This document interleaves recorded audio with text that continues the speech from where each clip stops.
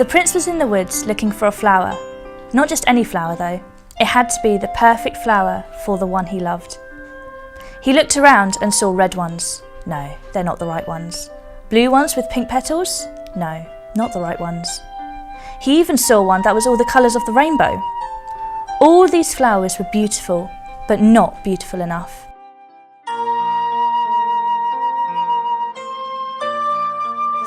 Why don't you copy that one? Looks like cream on it, and then little pieces of... With the little bits that you can cut out. Look here, I'll make some shapes for you. What are your favourite fairy tales? I like Cinderella. Why? Because she has like a ball in her hair and it's really pretty. Rapunzel. I think mine was always Rapunzel, my favourite one, because he had to work really hard to get her. Easy. No, I'm going to empty Nothing. I've got quite a big issue about the fact that actually what's defined as a happy ending is a princess being rescued from a tower and marrying some bloke who's basically just broken and entered without permission, without being asked. You know, I think there are lots of quite dodgy things in them generally, and there's a huge amount of, you know, look at Grimm's fairy tales, they're incredibly violent and cruel and punishing. People are being shoved into ovens and having bits chopped off them and being eaten and stuff all the time. I think it would be worth having a bit of a general question about what are the stories that we tell each other and what are the messages in them. So are your favourite fairy tales all the ones with princesses in? Yeah. You like princesses? And the handsome princess. Do you want to marry a handsome prince then? Yeah. Can you name any LGBT characters in any mainstream children's stories and fairy tales? I'm not sure what that is. Lesbian, gay, bisexual, transgender. So, in any fairy tales, children's stories, have you ever come across any, or any hints to any? No, I don't think I have at all. No. Not only do we deserve to see and hear ourselves reflected, but you know, how are, I hesitate to use the word normalised, but how are LGBT lives going to be normalised to mainstream society unless they're shown as being actually, you know, completely they're just lives. Growing up, like, I never really heard many stories that were aimed specifically heterosexual anyway. Like, my mum was pretty open. She didn't really, it wasn't so much she didn't talk about gay people to me anyway, but she didn't really talk about relationships full stop. So she sort of waited until I got to a certain age, and then plus anyway, like, a load of my family members are gay anyway, so I grew up with little gay toddlers going around with their gay mannerisms, like stereotypical, I'm not even joking. So I was used to it anyway. I was pretty open to it as a child. So I am, I should say, unashamed to say that I'm in my 40s. So when I was at school, that was when Section 28 became law.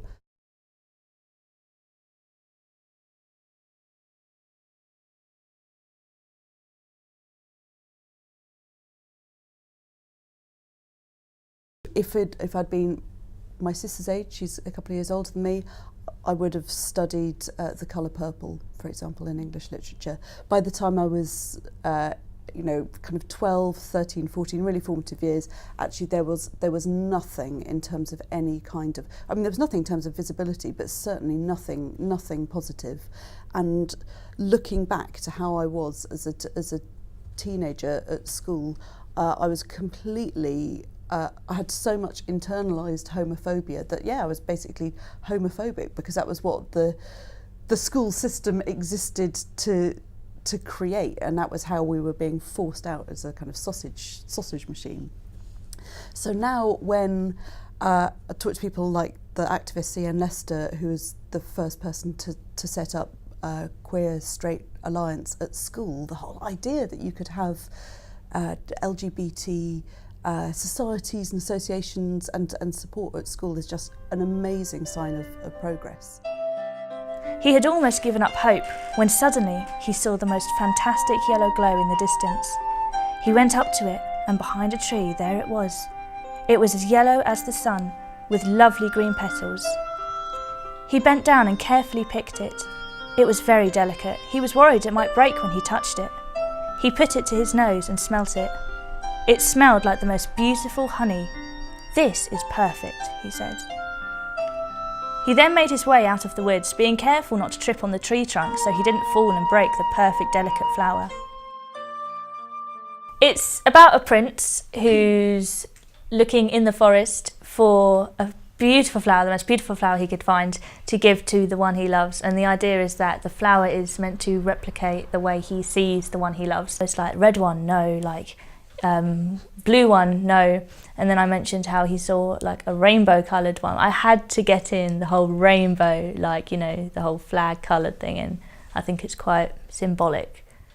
What would you do if Cinderella married a princess? That would be weird. Why? Not weird. Yeah, it is. It would be. I don't know.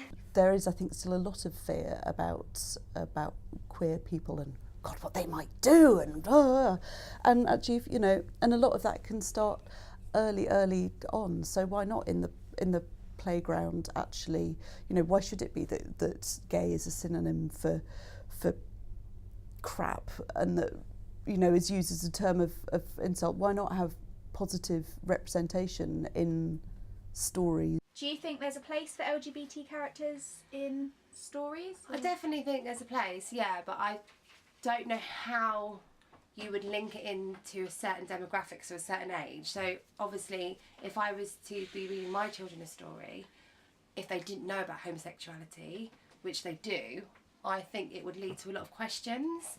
And I'm not saying that's a bad or a good thing, but I think that I don't know what the right age would be to explain that to a child. No. Yeah, you copy that.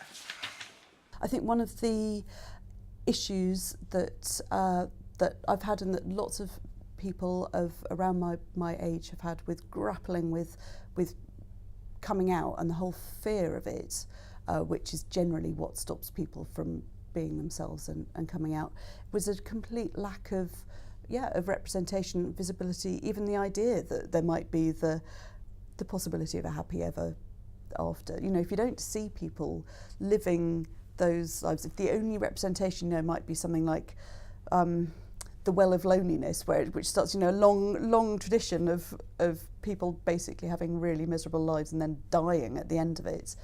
You know, but without seeing that things are possible, they're very hard to aspire to.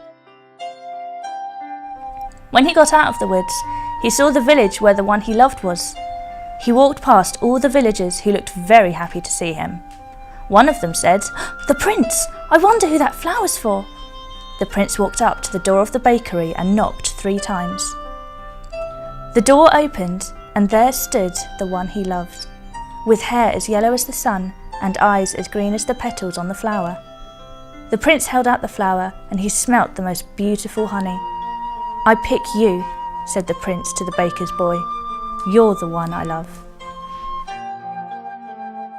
I don't really know where this story is going, but I hope that if I was to write something similar to this in the future, then it would actually get to reach the ears of children, like age group under 10 years old, something like that, so they get to know that it's just normal, like incorporating normality into a fairy tale to like portray it like heterosexual. It's completely the same thing. So he gave the flower to who? Who did he give the flower? Oh, the little boy. To the baker's boy. So the prince loved the boy in the village. I like that he had to find the most beautiful flower to make it perfect for the one he loved.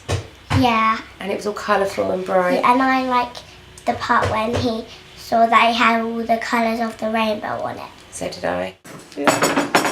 I think it was nice that it was kind of, it just ended with that, just quite brief. It wasn't too much description of their relationship or how he felt. I think it was really nice. I think it was lovely to build up to it. So yeah, I think it was a really nice story. I think I would use more stories about homosexuality if it wasn't too enforced and, like you said, like not too much description. It'd be easier to explain it to them. I do hope that eventually there will be more books that portray gay relationships or bi relationships or anything other than heterosexual norms in stories for children. What would you say to people who criticise stories like this? I think that they need to be educated a bit more. I think a lot of it is ignorance, and they need to really understand that, I keep using the word normal because that's what it is. People just need to understand this. And when you read stories to babies like that, like just incorporate everything, and then eventually they'll grow up in like such an open-minded way.